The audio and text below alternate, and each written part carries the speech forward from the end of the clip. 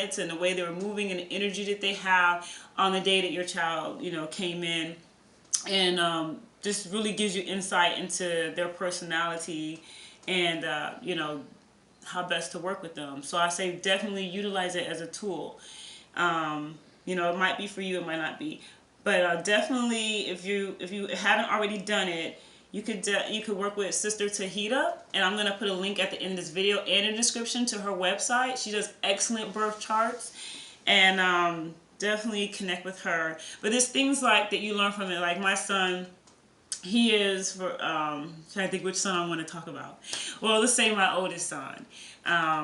He is Tahuti, which is a teacher. He is a Virgo. So this means basically he's very perfectionist. Everything has to be a certain way. He's very organized. He's very strong in the visual and spatial. So automatically I know these things about him.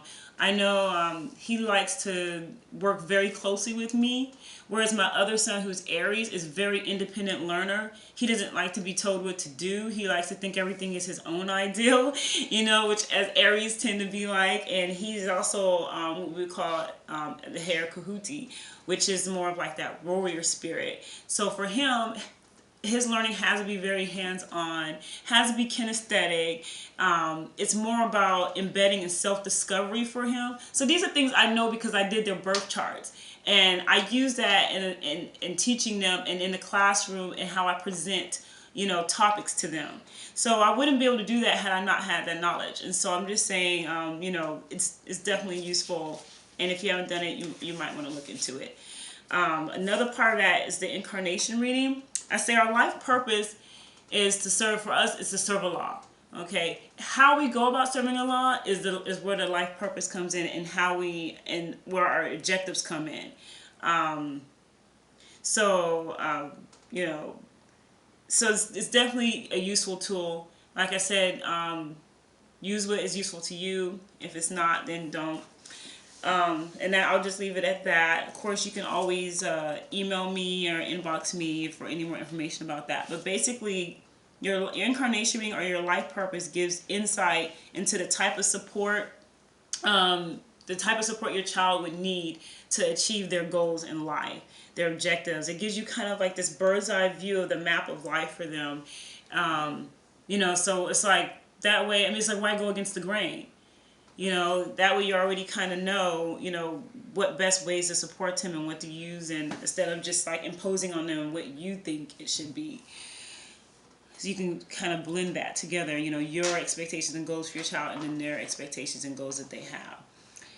Number 5, learning brain differences among boys and girls. This has been so helpful for me because I have 2 sons and I grew up with like all girls. I have like 3 sisters.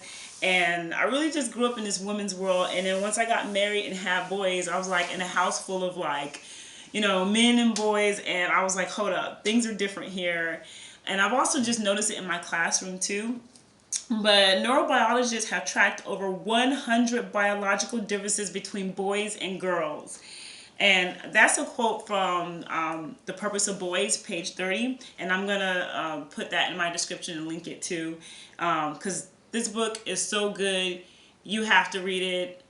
Even if you have girls and you don't have sons, it's even useful for daughters too. But he talks about basically how our brains, our brain chemistry is a little bit different, or a lot different in some cases, and how that affects the way we learn. And how to best, like, it gives teaching strategies, parenting strategies, and best ways to work with children based off of that and set up your classroom. So definitely it's a great read, and that's The Purpose of Boys by Michael Gurian. Another quote from there: there is 15 to 20% more neural activity in a girl's brain than a boy's at a given time.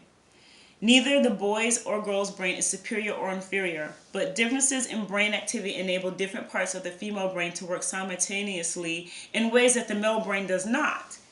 So, girls and women have a greater number of nerve fibers in their skin as boys and men. Thus, pressure receptors on the skin and pain receptors in the brain are less sensitive in the male brain than the female brain. So this basically means that when you're talking about physical touch, the way a girl experiences that and a boy would experience that on average would be different. And whether it's like which is why, I know, like, one issue I had in my classroom with my boys, especially in kindergarten, was that every time I looked over, it seemed like they were wrestling. It's almost like they had this necessary need to, be either shoving each other, or it was, and the way Michael Gurian explained it, he called it aggressive nurturing. So this was like a way for them basically to communicate and bond, and a way in which they learn from each other. And like with girls, they're just like, what are you doing? So it's, it made me understand that they needed space. And as long as they weren't hurting each other, and so I adjusted my classroom to that, and I didn't make as big of a deal about it as I probably would have had not understood what was going on. Because from my perspective as a woman, as having been a girl, that just didn't make sense to me, and I see that in my classroom in my own home. The boy's brain shuts off or enters a rest state more times per day than a girl's brain tends to do. As a result, boys and girls generally have different approaches to paying attention, completing a task, etc. So a teacher might feel like, the boy's not paying attention, he's just blinking out.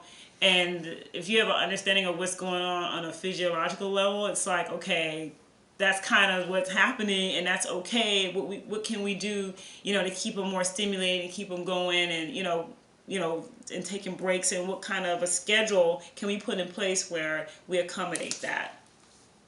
A boy's hippocampus, or major memory center in the brain, is generally less active than that of a girl's. And another concept that Michael goes into is the risk-taking hormone, and using that as a learning tool, because there's more of that, which is testosterone, if I said that correctly. I feel like I never say that word right. And so, of course, boys have more of that, and they have spikes of it throughout the day. And so, basically, harnessing that energy and using it in a way to improve their learning and to accommodate that. Teaching and parenting strategies for boys and girls are talked about, how boys and girls need purpose differently. And most of all, what I learned most from this book was develop a rites of passage program for your child. Boys and girls, they need a rites of passage program. And that's just part of that's how our ancestors did it. It's part of indigenous teaching styles. And it's very effective. And a lot of education programs are incorporating that now for children, especially for boys programs.